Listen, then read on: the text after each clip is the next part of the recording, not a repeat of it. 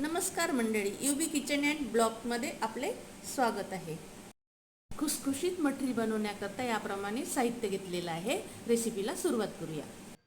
भांड्यामध्ये मी 2 वाटी मैदा घेतलेला आहे। तुम्ही या ठिकाणी गव्हाचा आटा पण घेऊ शकता।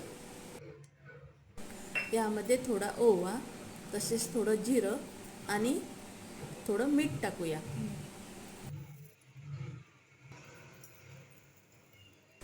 आता यामध्ये अर्धी वाटी तूप घालूया।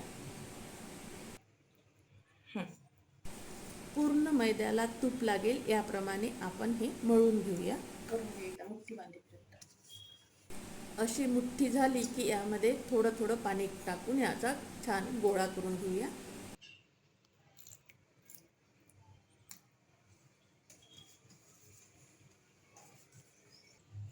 आणि हा गोळा 10-15 मिनिटांसाठी झाकून ठेवूया। आता या गोळ्याचे सारख्या आकाराचे असे गोळे करून घेऊया। तर मंडळी, या गोळ्याची अशी पातळ लाटी लाटून त्याला छानपैकी चाकूनी वगैरे असा आकार देऊया। आता याला जवळ आणत एका रेषेमध्ये आणत याचा गोल भाग तयार करूया।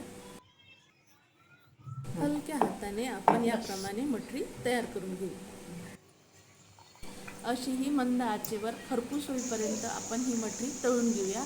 तळल्यानंतर थोडी हवा लागली की हवाबंद डब्यामध्ये भरून ठेवायची आणि आपल्या घरामध्ये येताना जाताना लहान काय मोठे आनंदानं खातील। तर कशी वाटली माझी रेसिपी तुम्हाला अवश्य कळवा। पूर्ण माझी रेसिपी पाहिल्याबद्दल आपणास धन्यवाद। पुन्हा भेटूया नवीन रेसिपीसह।